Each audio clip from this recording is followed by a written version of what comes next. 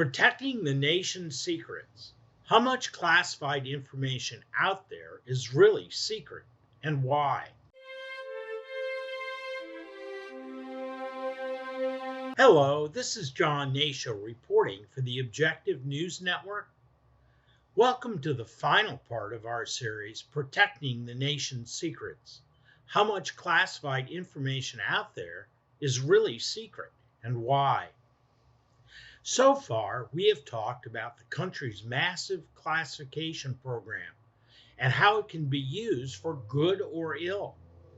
There are literally trillions, with a T, trillions of documents awash in government files that are marked classified.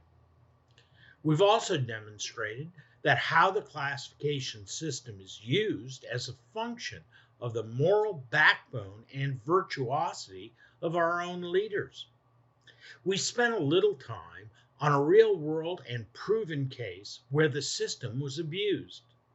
Now it's time for us to explore whether the story we told you the last time was just anecdotal or whether there's a larger pattern that we should be worried about when it comes to using classification to shirk accountability. Okay, let's do a fast forward to 2023, going back to authentication and the article at the American Civil Liberties Union, ACLU website. We can see that not much has changed since the 1980s, except that the numbers of classified documents continues to grow and grow and grow. The story lead gives us a pretty good idea of the current state of affairs. The government is routinely retaliating against government employees who uncover weaknesses in our ability to prevent terrorist attacks or protect the public safety. Since September 11th, 50% more government workers annually are seeking protection against retaliation for blowing the whistle on, quote, allegations of substantial and specific dangers to public health and safety and national security concerns, close quote. The same ACLU article goes on to tell us, and again I quote, in particular, there has been a dramatic increase in the number of national security whistleblowers whose disclosures provide critical warnings that may well prevent future terrorist attacks.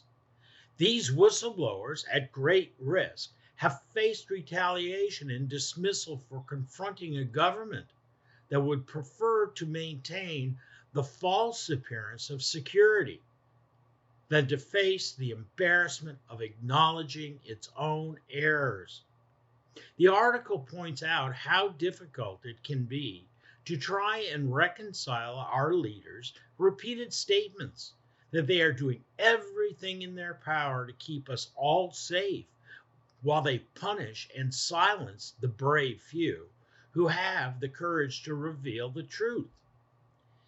The article goes on that, and I quote, both political parties claim that another terrorist attack is a matter of when, not if.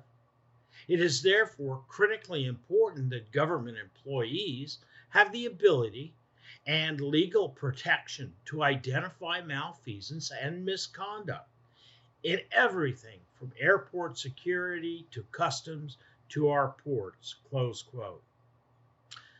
Let's look at a couple of examples to prove the point. Sybil Edmonds was an FBI employee who complained to her bosses that the FBI's translation services were plagued by incompetence and a lack of urgency, as well as by a serious number of security lapses. Edmonds was summarily fired for complaining about the situation. Or how about Diane Kleiman? She complained to her bosses, the Federal Customs Agency's operations at JFK International Airport in New York City was riddled with corruption, quote, including alleged drug overdoses among customs employees, cash missing from seizures, and security lapses at a major airline. she too was fired. Or how about the famous case of Edward Snowden, who complained that his bosses were lying to the American people and violating their oaths to uphold and defend the U.S. Constitution? Now, ask yourself the question, why did Snowden run? The sad fact is that he had no choice. As we discussed earlier, James Clapper, Snowden's own boss, was lying to Congress and the American people about the extent of surveillance programs. What possible good would it have done for Snowden to try and solve the problem by going to a morally corrupt leader like Clapper, who was willing to commit perjury to prevent his own exposure, and a Congress that allowed him to commit the same perjury? Now, here's the most interesting part of the ACLU article, the part that should send shivers down the spine of every red-blooded American worried about their future liberty in the face of the inexorable rise of authoritarianism as the federal government becomes bigger and bigger and a more and more powerful influence in all of our lives. It's called the state secrets privilege.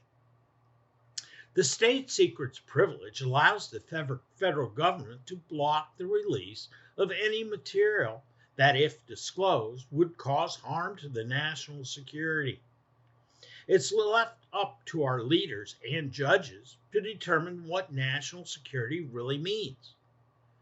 Too often in the past, the privilege has been abused not to protect the national security, but rather to slam the door shut on government accountability and liability for their own negligence. The ACLU article uses the example of Al Palaia and 8 men who died in October 1948 when their military plane crashed into a Georgia field. Palaia's widow and 2 others filed a lawsuit against the Air Force. The lawsuit went up to the Supreme Court, which ruled that the government had a right to keep secrets, even from federal judges, on the grounds of national security. They claimed that the case involved such secrets. The ACLU piece goes on to say, and I quote, "The truth didn't come out until 2004 because the Air Force kept insisting that releasing its report might harm the national security. When the military finally declassified old reports, Al Palaia's daughter learned that the action report contained no secrets. It did, however, expose the Air Force's own failure to make needed repairs to its B-29 fleet. They did the very same thing to Sybil Edmonds years later, but with one important caveat.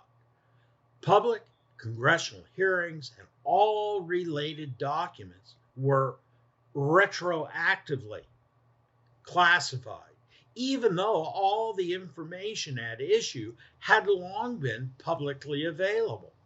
A very, very scary prospect that demonstrates the bad side and the extreme danger of classification when it becomes a political instrument of sovereign power that rejects justice in favor of a corrupted system. That brings us to the end of our story about the dangers of classification as an obstacle to our own success. It is what it is for January 17, 2023. Please join us again next time and tell your family, friends, and colleagues to subscribe. At the Objective News Network, we strive to get the truth to our viewers. This is John Hnatio reporting for ONN. Thank you.